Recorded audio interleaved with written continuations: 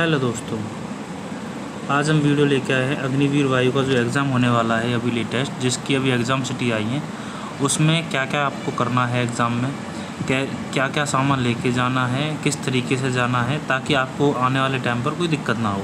जैसा कि आप सब जानते हैं कि एग्ज़ाम सिटी जो है अग्निवीर वायु की अभी डिक्लेयर कर दी गई हैं एयरफोर्स के द्वारा।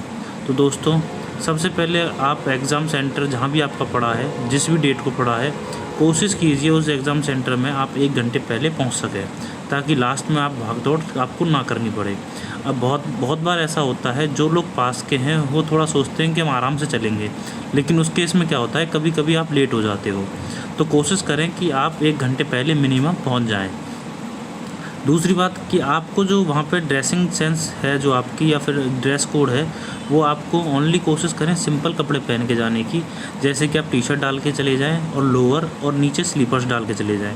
और कोशिश करें कि आप जो टी शर्ट है और जो आपका लोअर है उसमें भी कोई ज़्यादा बड़ी बटन मेटल आइटम, जैसे फॉर एग्ज़ाम्पल कोई हुक या चैन वगैरह ना हो। और जो अगर हम फीमेल कैंडिडेट्स की बात करें तो नॉर्मल सलवार सूट पहन के जा सकती हैं, तो उससे आपको आसानी रहेगी चेकिंग में भी, और आपको बैठने में भी आसानी रहेगी। आपके ऊपर किसी की ज़्यादा नज़र भी नहीं रहेगी कि कहीं आप चीटिंग तो नहीं कर रहे। और दोस्तों, जो आपको अगर हम बात करें कि क्या क्या एग्ज़ाम के टाइम क्या क्या चीज़ लेके जानी है, तो दोस्तों आप कोशिश करें कि एक तो अपना एडमिट कार्ड है उसको कलर प्रिंट आउट निकलवाएँ, ताकि आपको आने वाले टाइम पर जब आपका सिलेक्शन हो जाए तो उसमें आप उससे क्या होता है, जो black and out print out होता है, तो उसमें दिक्कत ये आती है कि उसको फ़ोल्ड करके रखने में वो कभी कभी मिट जाता है, लेकिन कलर प्रिंट आउट दिक्कत नहीं देता और चीज़ें उसमें आसानी से दिखती हैं। और साथ ही आप अपना आधार कार्ड लेके जाएं, फ़ोटो लेके जाएं, पेन लेके जाएं, blue black ball point pen लेके जाएं।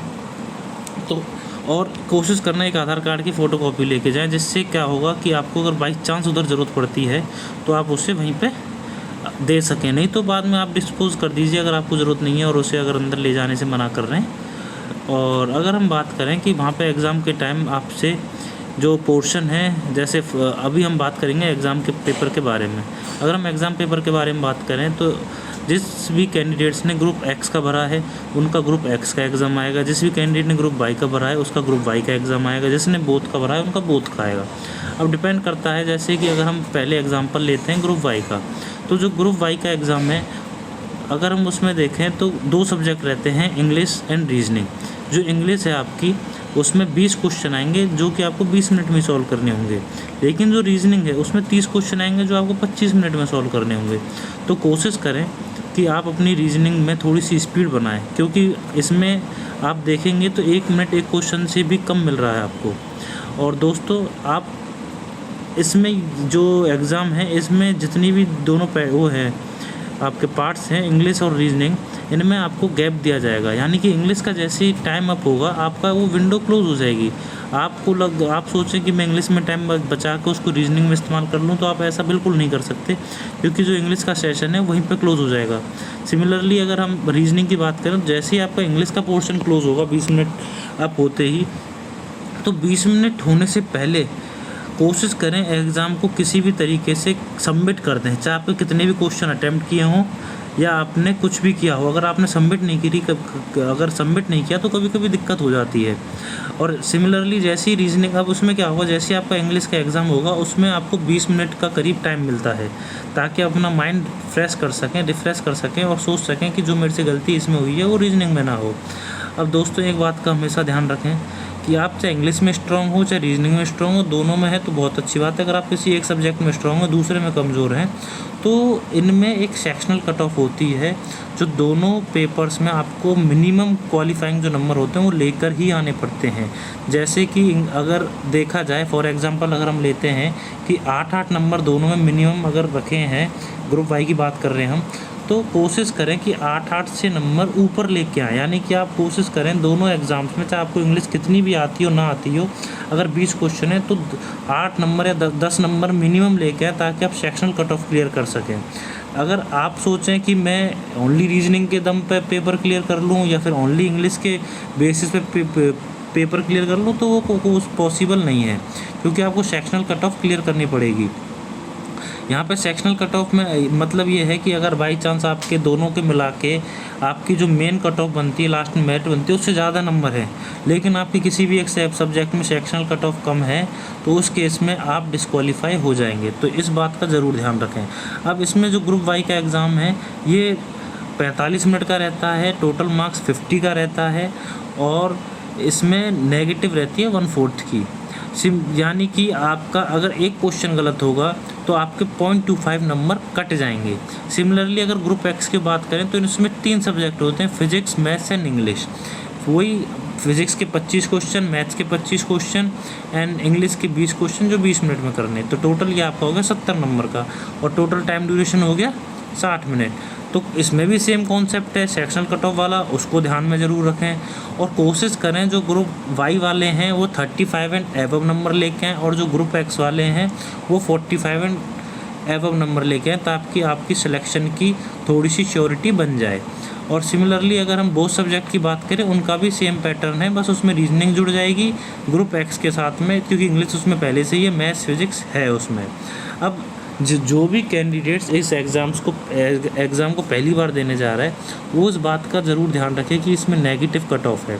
इसमें बहुत बार ऐसा होता है कि बच्चे लास्ट में अगर जब सॉल्व नहीं कर पाते ज़्यादा पेपर, तो लास्ट में तुक्का मारने की कोशिश करते हैं, उससे वो अपना नुकसान कर बैठते हैं, क्योंकि तुक्का मारने से जो नंबर उनके आ रहे होते हैं वो और कट जाते हैं, क्योंकि हर कोई तुक्का सही नहीं हो सकता आपका।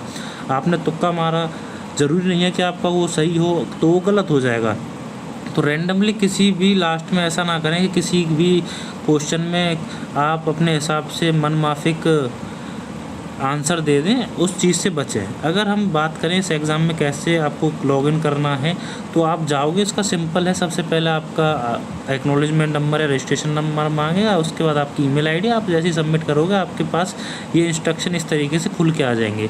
इंस्ट्रक्शन को आप तसल्ली से बैठ के पढ़ें कि इंस्ट्रक्शन क्या कहना चाहते हैं। अगर हम इंस्ट्रक्शन में एक और चीज़ बात करें, सपोज़ आप एग्ज़ाम दे रहे हो, अब उस वक्त आपको कोई क्वेश्चन समझ में नहीं आया, आपका इंग्लिश का पोर्शन सपोज़ खुला हुआ है या मैथ का कोई पोर्शन खुला हुआ है, तो आपको उस वक्त उस पर्टिकुलर टाइम में आपके सामने कोई क्वेश्चन खुला और आपको लग रहा है कि मुझे ये बाद में करना है, मैं लौट के आऊँगा जब इस क्वेश्चन को करूँगा, तो आपको देखने के लिए कि मैंने कौन सा क्वेश्चन छोड़ा है कि ये मुझे आता लगभग आता है, तो इसे मैं बाद में भी कर सकूँ। तो उस केस में क्या है कि यहाँ पर आप देख सकते हो, जब आप रिव्यू का मार्क लगाओगे तो उसमें एक क्वेश्चन मार्क का साइन है, ऊपर जो क्वेश्चन मार्क का साइन है, तो इस केस में क्या होगा कि ओनली अगर क्वेश्चन मार्क का साइन है तो उस केस में यानी कि आपने रिव्यू को चूज़ किया है, और अगर आपका रूट के साथ में अगर क्वेश्चन मार्क का साइन है, इसका मतलब ये है कि आपने उसका आंसर तो दे दिया है, लेकिन आप उसमें दोबारा से उसको चेक करना चाहते हो। अब दोस्तों एक बात ध्यान रखना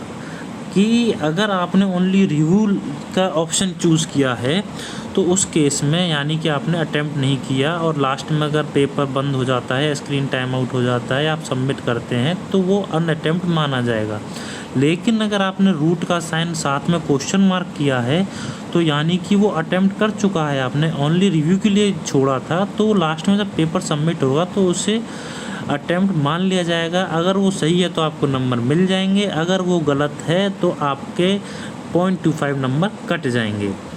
और अगर आपको उत्तर को मिटाना है तो उसमें क्लियर आंसर का ऑप्शन रहता है, उसको दबाने से, अगर आपने जो ऑप्शन दबाया है उसको अगर क्लियर आंसर दबा देंगे तो आपका वो आंसर हट जाएगा।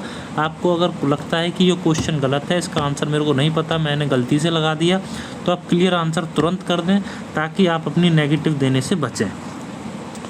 तो आप इस पेपर को आसानी से दें, और इसमें ऐसा कोई बड़ी चीज़ नहीं है। अगर आपने सबने तैयारी की है, अच्छी तैयारी की है, तो प्लीज़ आसानी से पेपर देख के आएँ, तसल्ली से पेपर देखें, क्योंकि इस पेपर से बहुत लोगों का फ्यूचर भी जुड़ा हुआ है। धन्यवाद।